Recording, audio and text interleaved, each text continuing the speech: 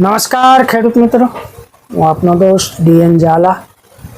આજે આપણે 2024ના વાવણી લગભગ પૂરી કરી અને આપણે આગળની પ્રક્રિયાઓ ચાલુ કરી રહ્યા છે. લોકો અત્યારે ખાસ કરીને ખળની દવા અને ઈયળની દવા તેમજ કાળી ફૂગ વગેરે પ્રકારની દવાઓના છંટકાવ પૂરજોશમાં કરી રહ્યા છે અને ઘણું બધું ઝેર આપણી જમીનમાં જઈ રહ્યું છે. તો આજે હું તમારી સાથે એક એવી પ્રોડક્ટની વાત કરવાનો છું કે જેમાં ઝેર નથી પરંતુ જંતુ છે, કૃમિ છે, કે જે આપણા ખેતીના નુકસાનકારક જીવાતો છે એને એ મારી નાખે. તો આ વિડીયો તમારે આની લિંક હું આપીશ. આપણા રમેશભાઈ રાઠોડ કેવી ગીર સોમનાથવાળા છે, એણે પણ આ બાબતે EPN પદ્ધતિ બાબતે વિડીયોમાં વાત કરી છે. એ વિડીયો ઉપયોગી સાબિત થાય એમ છે, તો એને પણ આપ જોઈ શકો. ને આજ મારી પાસે જે કંઈ ખેડૂતોના અનુભવ રહ્યા છે EPN પદ્ધતિની, એ પદ્ધતિ વિશે હું થોડીક આપને માહિતી આપવા માગીશ અને આશા કરું કે આ માહિતી આપને ઉપયોગી સાબિત થશે. દોસ્તો, EPN પદ્ધતિમાં ઘણી બધી કંપનીઓ અત્યારે માર્કેટમાં છે કે પોતાની પ્રોડક્ટ વેચે છે. હું કોઈ કંપનીના સ્પેસિફિક કંપની માટે વાત નથી કરી રહ્યો, હું માત્ર EPN પદ્ધતિ વિશે વાત કરી રહ્યો છું. EPN પદ્ધતિની અંદર ગયા વર્ષે ઘણા બધા ખેડૂતોએ ડુંગળીમાં એના પ્રયોગો કર્યા હતા. ધારડી ગામ છે, જસપરા છે, બિહોર છે, આવા બધા અલગ અલગ ગામની અંદર ખેડૂતોએ એના પ્રયોગ કર્યા હતા. જેણે પાયાની અંદર એનો ઉપયોગ કર્યો હતો, એક પાદરી ગોહિલના ભરતભાઈ કરીને ખેડૂત છે, એણે પોતે ખોળની અંદર પાયામાં નેમાશક્તિનો ઉપયોગ કર્યો હતો. જ્યાં સુધી ડુંગળી પાકી ત્યાં સુધી એમાં કોઈ પણ પ્રકારનો ફંગસ અથવા તો કોઈ પણ પ્રકારની ચૂસ્યા પ્રકારની જીવાત નહોતી આવી. જોકે આ ફંગસ કંટ્રોલ નથી કરતી, છતાં પણ અનાયાસે એમાં ફંગસ નહોતી આવી. આ ઉપરાંત જે ઉપર શેડ બળો આવે છે જે ખેડૂતો, અને ખાસ આપણા ડુંગળીની અંદર જે ભયંકર પ્રકારના બાફિયા જેવા રોગ આવે છે, એનાથી પણ આણે બચાવ કર્યો હતો.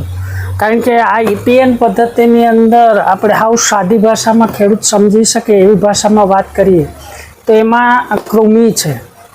અને આ કૃમિ છે એમાં રમેશભાઈએ વાત કરી છે કે જે ગરમ લોહીના પ્રાણીઓ છે એને કૃમિ નુકસાન નથી પહોંચાડતા. તો ગરમ લોહીમાં મનુષ્ય આવી જાય, પશુઓ આવી જાય, એ બધા જે ગરમ લોહીવાળા જે પ્રાણીઓ અથવા માનવી છે એને નુકસાન નથી કરતું. એટલે આ માનવ જીવન માટે અને સૃષ્ટિ માટે એકદમ સલામત વસ્તુ છે. પરંતુ જેમાં જે આપણી માનો કે સફેદ મૂંડા છે, ઈયળ છે, ચૂસ્યા પ્રકારની જીવાત છે, જે આપણને નુકસાન કરે છે, એની ઉપર આ જબરજસ્ત અસર કરે છે. આના ઉપયોગની અંદર માત્ર એક કાળજી એ રાખવાની કે એની અંદર જમીનની અંદર મેક્સિમમ 28થી 30% ભેજ હોવો જરૂરી છે. તો 28થી 30% ભેજ મતલબ તમે ખેતરમાં હાથ મારો અને માટી છે એમ ભેગી થતી હોય તો સમજવું કે આટલો ભેજ છે, તો એની અંદર આનો ઉપયોગ કરી શકો. મોટાભાગની જે કંપનીઓ છે એ અલગ અલગ પોતાના પ્રમાણ આપતી હોય છે. મારી પાસે જે પેકેટ છે એ લોકો એવું કહે છે કે 2.5 વીઘામાં 1 પેકેટ સલામત છે. મતલબ 1 પેકેટથી 2.5 વીઘામાં સારું રિઝલ્ટ આવે છે. અને ગયા વર્ષે અમે પીપલ્લા કરીને ગામ છે તળાજા તાલુકાનું, ત્યાં અમે ગુલાબી ઈયળની અંદર આનો પ્રયોગ કર્યો હતો.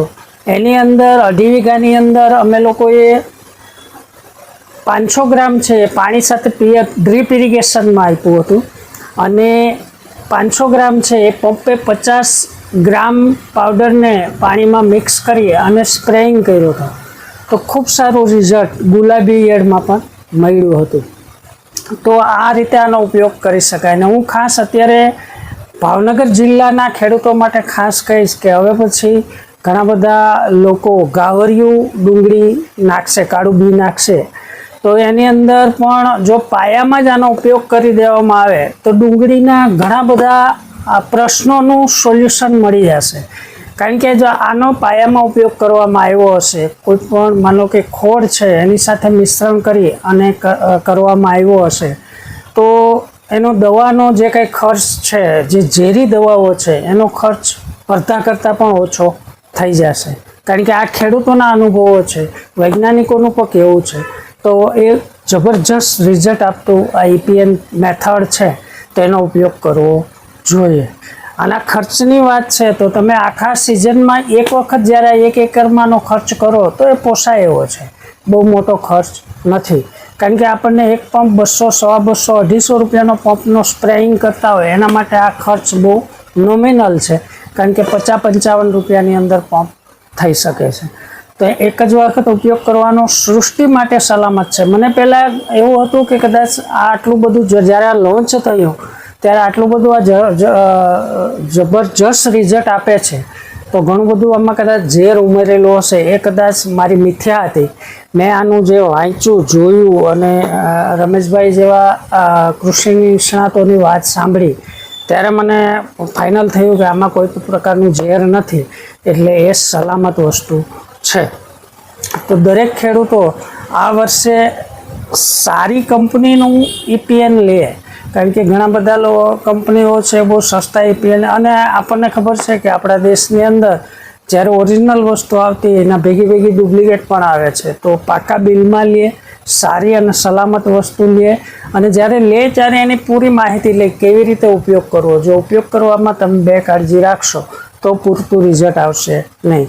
ખાસ આને ઉનાળામાં ઉપયોગ કરવો સલાહ ભરેલ નથી, કારણ કે ઉનાળામાં બહુ ગરમી પડતી હોય છે અને આપણી જમીનમાં પણ પિયત આપ્યા પછી પણ ભેજ છે એ ટૂંક સમયમાં ઉડી જતો હોય. તો ત્યારે અમે આ વર્ષે તરબૂચમાં એનો પ્રયોગ કર્યો હતો ઉનાળામાં, પણ એમાં એટલું સારું રિઝલ્ટ નહોતું મળ્યું. પરંતુ ચોમાસું અને શિયાળુ 2 ઋતુ એવી છે કે એની અંદર જો તમારે તમારી ઝેરી દવાનો ખર્ચ અડધો અને અડધાથી નીચે જવું હોય તો આ EPN પદ્ધતિ તમે વાપરી શકો. બહુ સારી અને સલામત છે, એમાં કોઈ બીજી પ્રોબ્લેમ નથી. એટલે મારા બધા ખેડૂતોને નમ્ર વિનંતી છે કે આપણે જો સૃષ્ટિને સલામત રાખવી હશે તો જ્યાં આપણે ઝેર વાપરવું પડે ત્યાં વાપરીએ છીએ, પરંતુ જ્યાં ઝેરથી બચી શકાય છે એ પ્રયોગોને પણ સાથે રાખવા જોઈએ. આમાં જે વૈજ્ઞાનિકોનું કહેવું છે કે સ્યુડોમોનાસ અને મેટારાઇઝનની અંદર આને મિક્સ ન કરી શકાય. માન લો કે મેટારાઇઝન અને સ્યુડોમોનાસનો તમે ઉપયોગ કર્યો હોય કાળી ફૂગ માટે અથવા તો મુંડા માટે, તો 1 અઠવાડિયા પછી આનો ઉપયોગ કરી શકાય. અથવા તો તમે પાછી માન લો કે આનો ઉપયોગ કરવો છે અથવા તો કરવાનો છે. જો કરવો છે તો અઠવાડિયા પહેલાં તમે કોઈ પણ ઝેરી દવા છાંટી હોય તો આનો ઉપયોગ કરી શકાય. અથવા તો તમે આનો ઉપયોગ કર્યા પછી પણ કોઈ દવાનો સ્પ્રે કરવો હોય અથવા તો સ્યુડોમોનાસ કે મેટારાઇઝનનો ઉપયોગ કરવો હોય તો 1 વીક પછી કરી શકો, અઠવાડિયાથી 10 દિવસની અંદર કરી શકો. તો આનું રિઝલ્ટ બહુ સરસ છે.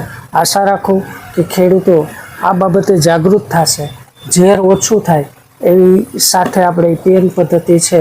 તો તળાજાની અંદર પણ તમે લોકો અન્નદાતા સુખીભાવનો સંપર્ક કરી શકો કે જ્યાં તમને સારી કંપનીનું પાકા બિલ સાથે EPN મળે છે. તળાજામાં બીજી ઘણી જગ્યાએ પણ મળે છે, આપ ત્યાંથી પણ ખરીદી કરી શકો છો. પરંતુ મારો મુખ્ય ઉદ્દેશ એ છે કે તમારી જમીનમાં ઝેર ઓછું જાય, અને જમીનમાં ઝેર ઓછું જાય તો સૃષ્ટિમાં ઝેર ઓછું જાય અને આપણે બધા સલામત રહીએ. નમસ્કાર.